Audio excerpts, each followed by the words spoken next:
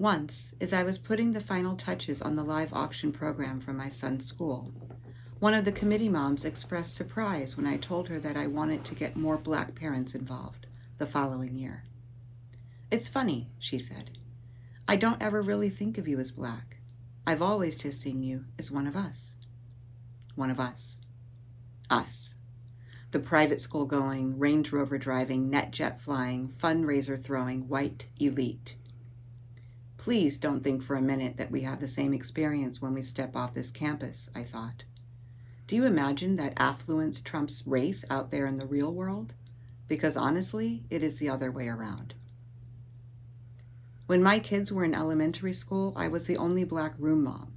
So as such, I made sure that our classes celebrated Black History Month by studying Black scientists and inventors instead of only athletes and entertainers. Or tell them about the time I had an appointment at a new salon, but when I walked in, the white proprietor looked me up and down coldly and said, "Mistake in booking. We can't take you today." Once I was the only person at my table to be charged a $10 service fee when my white dinner companions and I got our separate checks. And then there was that moment I'll never forget while touring a public school in Malibu.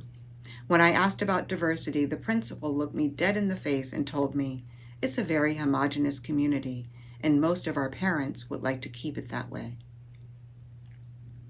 I would like to tell them then how I heard my heartbeat in my ears, and how the air around me turned to jello, and how I didn't have time to brace for the anger and humiliation that came barreling toward me like a gut punch. Malcolm X famously said, "What do you call a Black man with a PhD?" Answer, you call him nigger. What about Black people being detained for loitering in front of their own houses, which happened to my sons 2 years ago? Or how about being stopped and assaulted by the police while walking their dogs? This happened to Nikita Brown in Chicago 2 weeks ago. I could go on, of course. And even with all this, there are people who think that I should just shut up about race and be grateful. And don't get me wrong, I am grateful. I understand how fortunate I am to have all the access and resources that I do, and I don't take any of it for granted. But my privilege doesn't keep me safe from the emotional, psychological, and physical harm that is waiting for me the moment I turn on the news or walk out of my front door.